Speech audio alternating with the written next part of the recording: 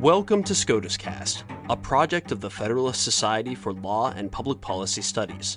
Our contributors join us from around the country to bring you expert commentary on U.S. Supreme Court cases as they are argued and decisions are issued. The Federalist Society takes no position on particular legal or public policy issues. All expressions of opinion are those of the speaker.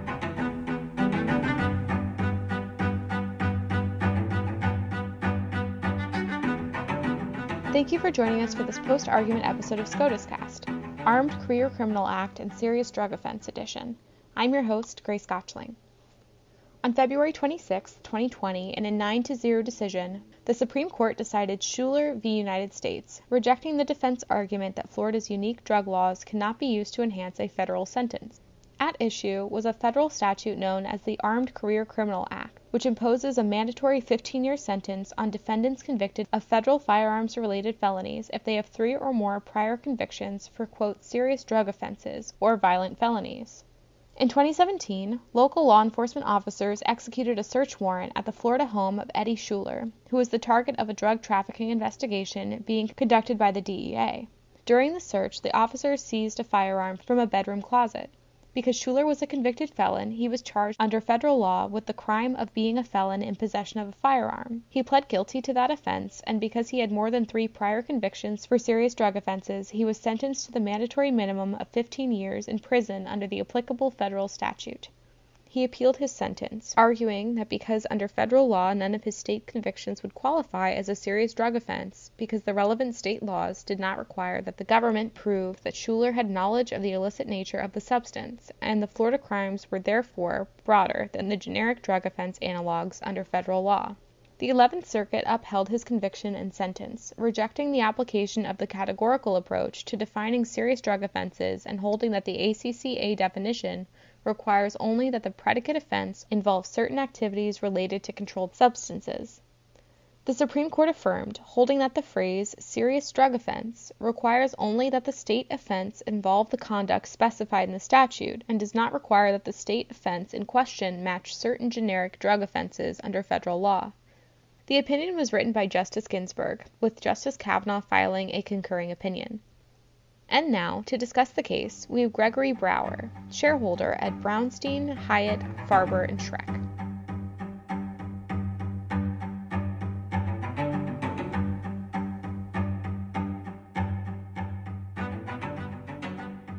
Shular versus United States is a case about the Armed Career Criminal Act of 1984. It's a federal law that I have interestingly followed the evolution of since I was U.S. Attorney in Nevada back in the second Bush administration. I argued a few Ninth Circuit cases while I was U.S. Attorney, and one happened to be an ACCA case, and so I've followed the evolution with some interest since then. So in this case, it concerned the methodology courts use to apply the definition of serious drug offense in the federal law known as the Armed Career Criminal Act, or as I mentioned a moment ago, ACCA as it's known by practitioners. At issue was whether Mr. Shular was subject to a mandatory 15-year minimum sentence as opposed to a lesser sentence under the ACCA law. A little bit of background about the case. Shular was a subject of a cocaine trafficking investigation down in Florida. Following 3 separate controlled buys by the government at his home, a warrant was obtained to search the residence, and during the course of that search, a firearm was found, along with a significant amount of cocaine and related paraphernalia. A federal grand jury in the Northern District of Florida charged Shular with 1 count of possession of cocaine with the intent to distribute, and charged him with 1 count of possession of a firearm by a felon. Shular pled guilty to both counts and was sentenced. It was the sentence that was imposed by the district court judge that led this case to the Supreme Court. Under ACCA, a felon in possession offense carries a substantially greater sentence range, that is 15 years to life, if the defendant has 3 previous convictions for a violent felony or a serious drug offense, as defined in 18 U.S.C. 924.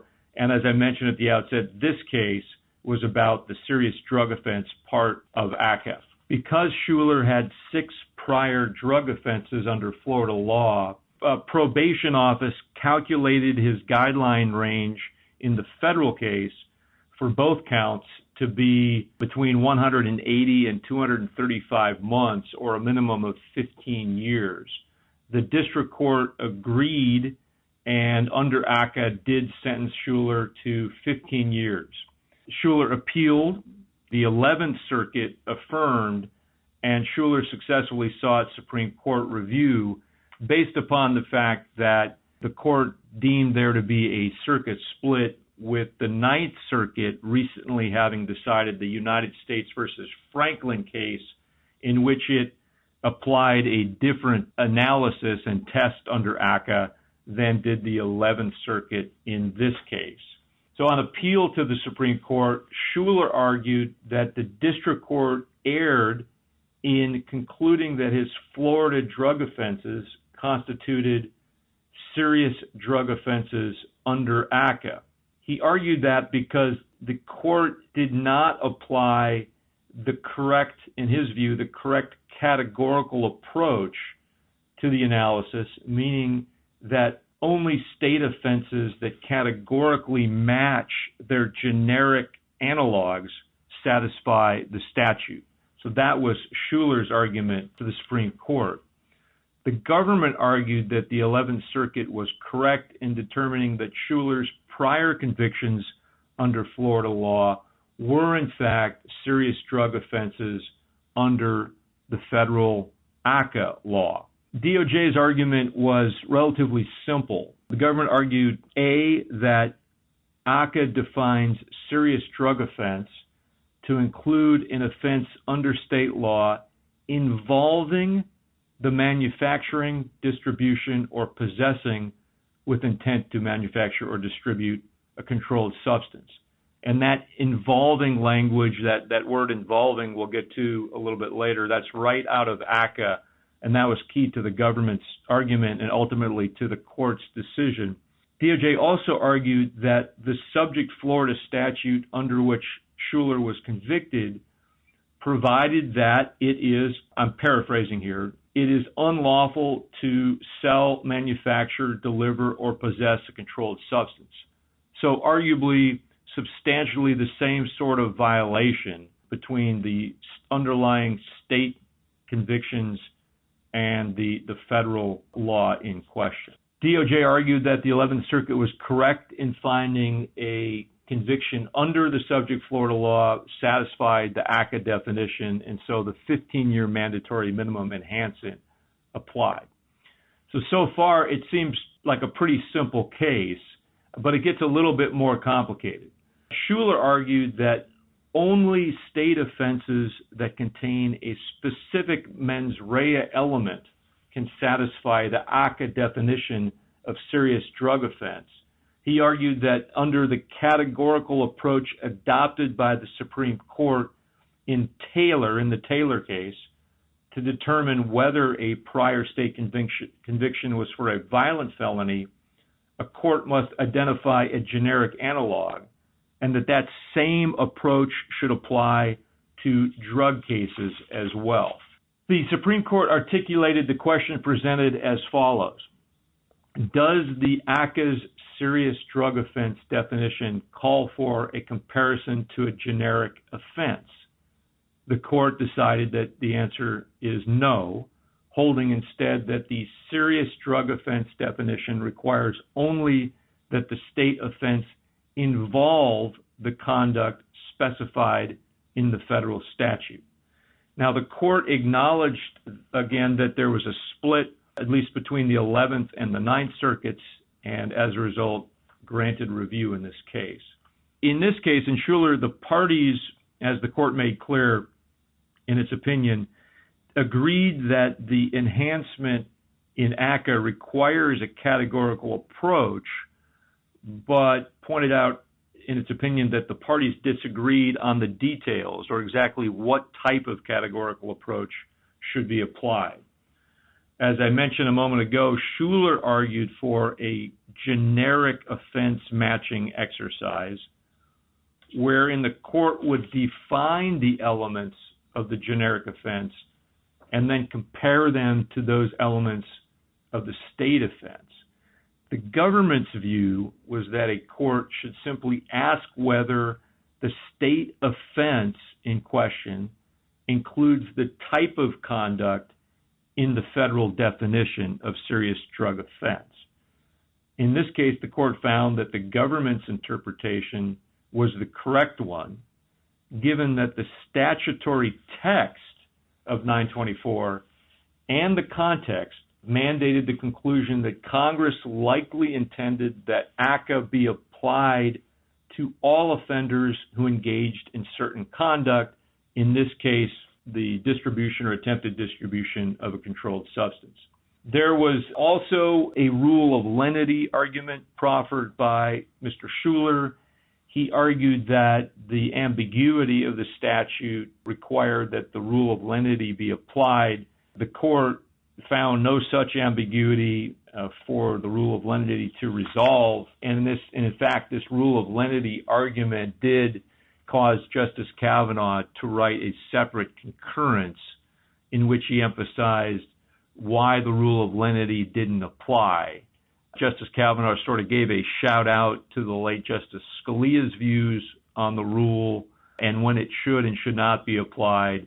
In short, Justice Kavanaugh emphasized that the court has repeatedly held that there must be not just some ambiguity in the relevant statute, but, quote, grievous ambiguity, end quote, before resorting to the application of the rule of lenity. And so, having listened to the oral argument in the case, it was interesting because, if I did mention it at the outset, this was a 9-0 decision with Justice Ginsburg writing for the court, and despite his concurrence, Justice Kavanaugh joining as well, obviously.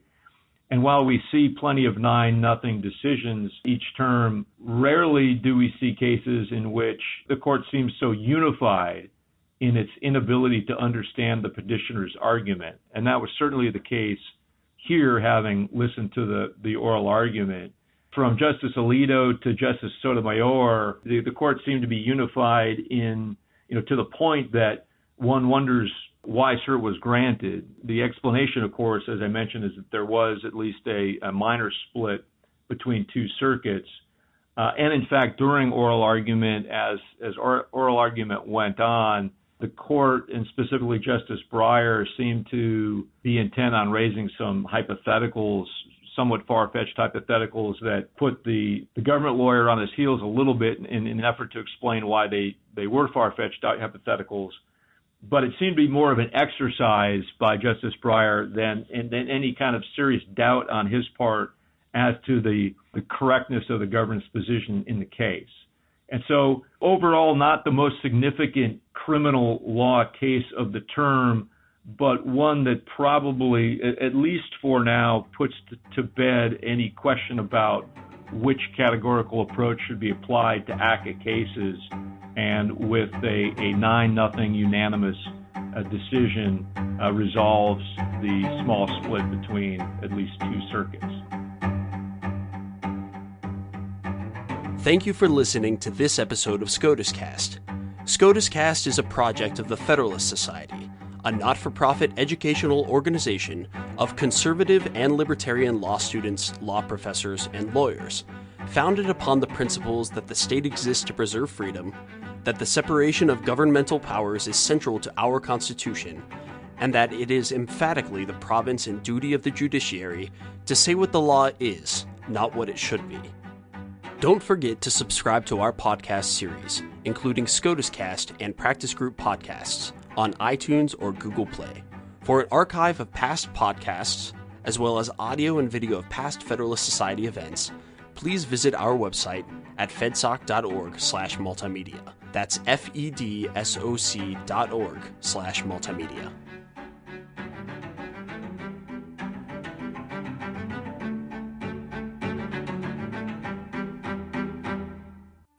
This has been a FedSoc audio production.